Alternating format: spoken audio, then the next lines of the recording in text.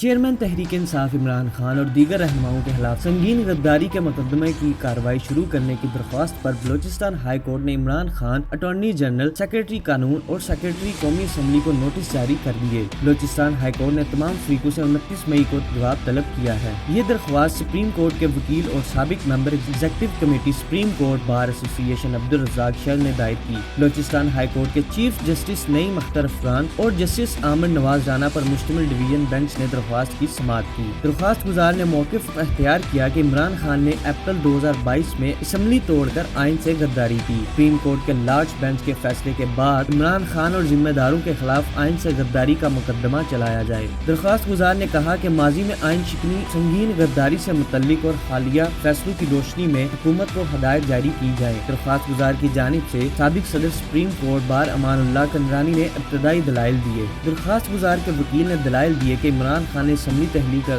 غیر آئینی اقدام اٹھایا۔ اسمبلی تحلیل کرنے پر عمران خان نے آئین کے آرٹیکل 5 کی خلاف ورزی کی۔ چیف جسٹس نے استفسار کیا کہ جسٹس مظہر عالم میاں خیل نے معاملہ پارلیمنٹ بھجوانے کا کہا تو کوئی پارلیمنٹیرین کیوں نہیں آیا؟ درخواست گزار کے وکیل نے جواب دیا، پارلیمنٹیرین کی اپنی مجبوری ہوتی ہے۔ چیف جسٹس نے کہا کہ آئینی درخواست میں اسپیکر اور ڈپٹی اسپیکر کو فریق نہیں بنایا گیا۔ لگ رہا ہے کہ آپ بھی مسلح کا شکار ہیں۔ آپ نے درخواست اس لیے تو نہیں دی کہ یوٹیوب پر ولاگ آ جائے گا۔ دلائل کے بعد عدالت نے فریقین کو نوٹس جاری کر دیے۔